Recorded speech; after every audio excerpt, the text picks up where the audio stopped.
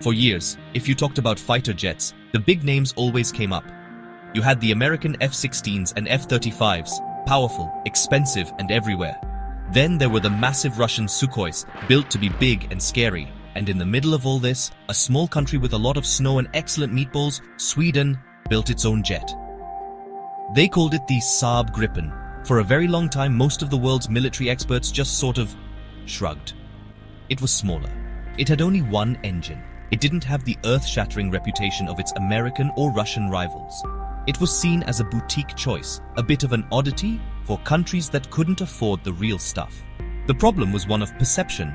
In the world of military hardware, bigger is often seen as better. A jet with two enormous engines must surely be more powerful than a jet with one.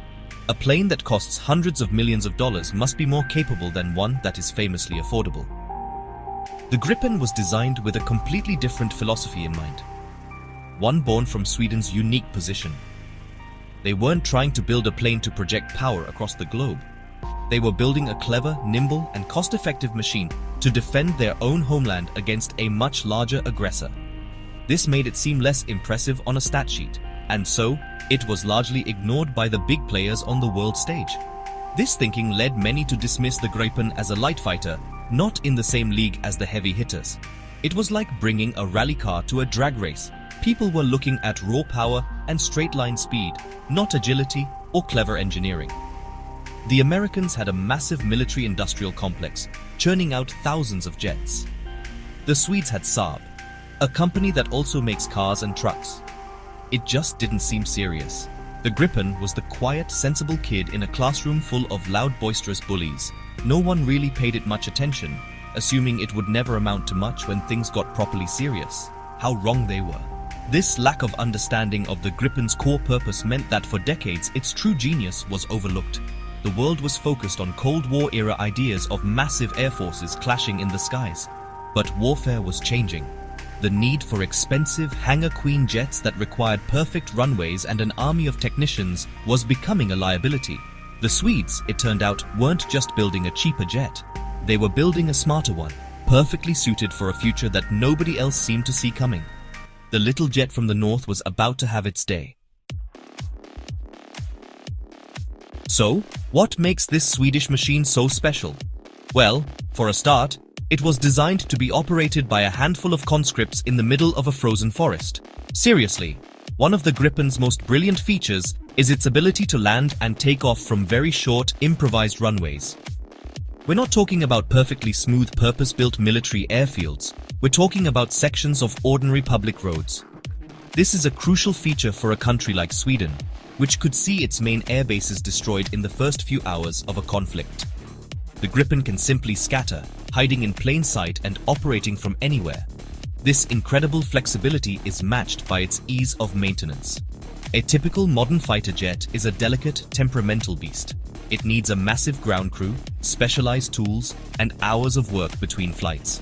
The Gripen, on the other hand, is more like a Volvo. It's built to be tough and easy to fix.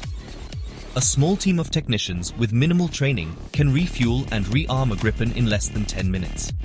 This means it can get back into the fight almost immediately, a concept known as high operational tempo. While other, more complex jets are still being serviced, a Gripen can have already completed another mission. The cockpit and its systems are also a masterclass in clever, user-friendly design. Saab focused on what they call sensor fusion.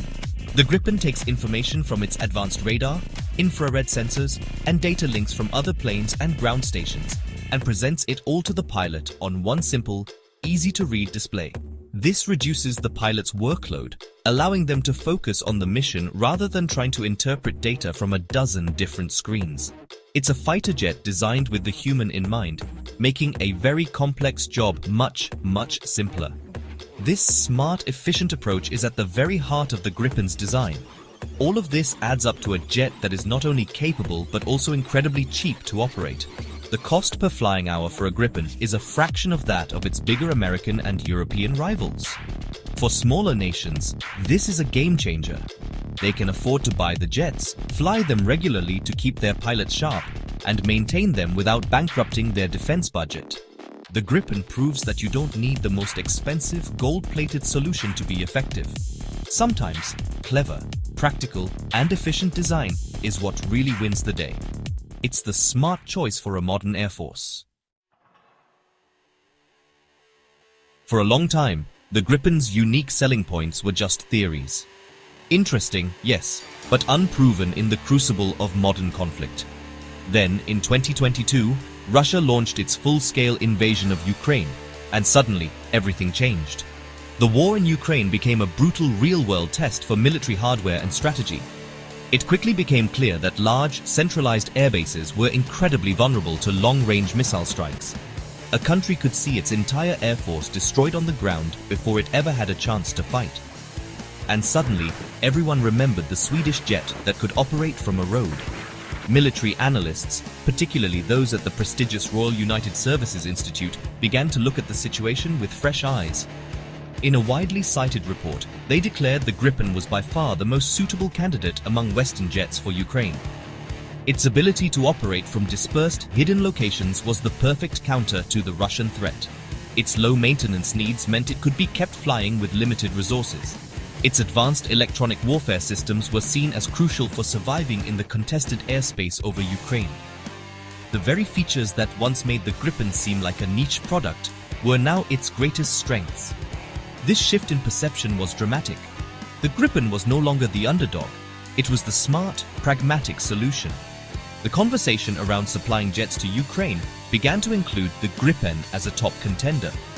Sweden, while not immediately sending the jets, began preparing for a potential transfer, donating spare parts and support equipment to lay the groundwork. The war had provided the ultimate proof of concept for Saab's design philosophy. The world was now seeing the Gripen not for what it wasn't, a big, heavy brawler, but for what it was, a nimble, survivable, and deadly intelligent fighter. The conflict also highlighted the importance of cost. As Western nations supplied Ukraine with billions of dollars in aid, the Gripen's low operational cost became another major selling point. It represented a sustainable way for a nation to build and maintain credible air power without an astronomical price tag. The war forced a global re-evaluation of what makes a fighter jet effective in the 21st century. Raw power was important, but survivability, adaptability, and efficiency were paramount. In this new reality, the Saab Gripen wasn't just a good option, it was arguably the perfect one. The seismic shift in European security caused by the war in Ukraine had another profound effect.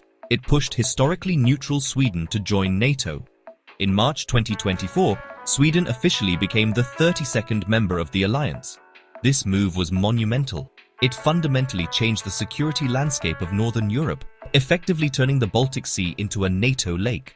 And at the heart of Sweden's contribution to the alliance is its impressive fleet of Gripen fighters. The jet designed to defend Sweden alone was now a key asset for the collective defense of all NATO members.